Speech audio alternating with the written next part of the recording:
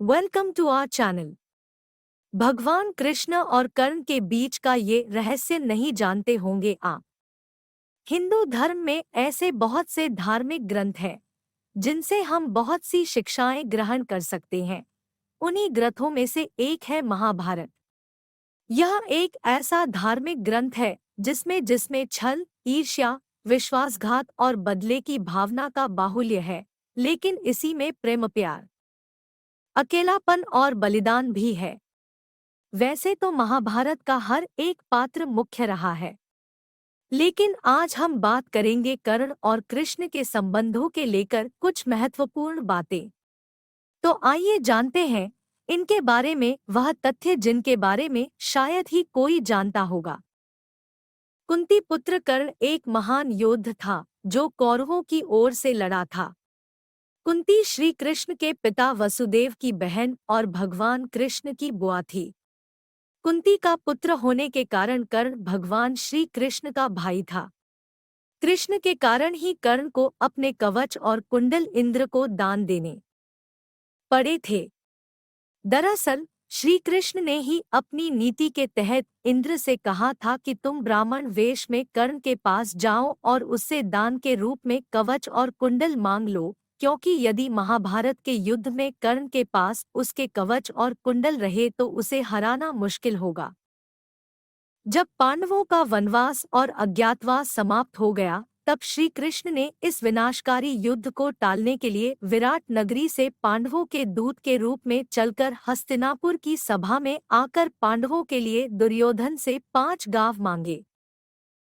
लेकिन जब दुर्योधन ने कह दिया कि बिना युद्ध के तो सुई की नोक के बराबर भी भूमि नहीं दी जाएगी, कहते हैं कि उस समय हस्तिनापुर से बाहर बहुत दूर तक छोड़ने के लिए श्री कृष्ण के साथ कर्ण आया था।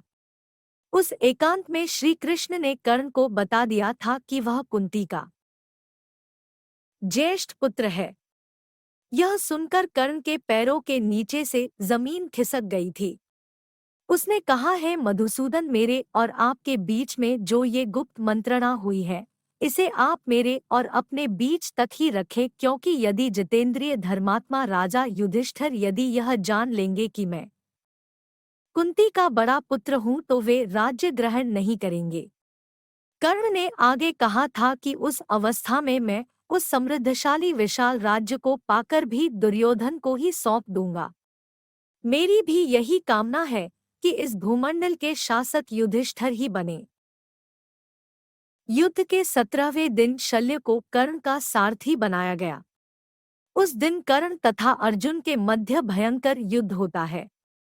युद्ध के दौरान श्री कृष्ण अपने रथ को उस ओर ले जाते हैं जहां पास में ही दलदल होता है।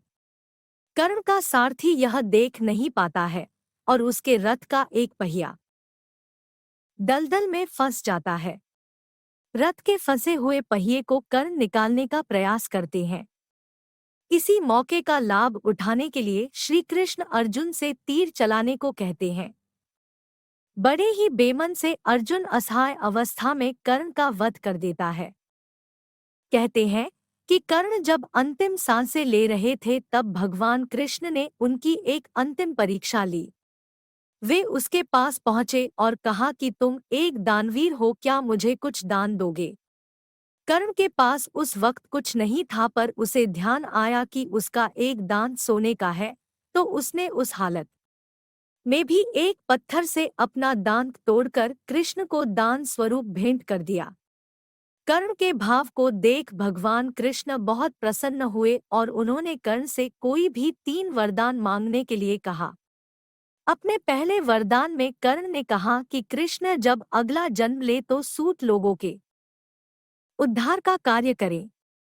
दूसरा वरदान ये मांगा कि कृष्ण अगले जन्म में वहीं पैदा हो जहां कर्ण हो। इसके बाद तीसरा वरदान कर्ण ने ये मांगा कि उनका अंतिम संस्कार ऐसी जगह किया जाए जहां कोई पाप न हुआ हो। इसी वजह से कृष्ण ने कर्ण का अंतिम संस्कार अपने हाथों के ऊपर किया था। Thanks for watching. Please subscribe my channel and like my video.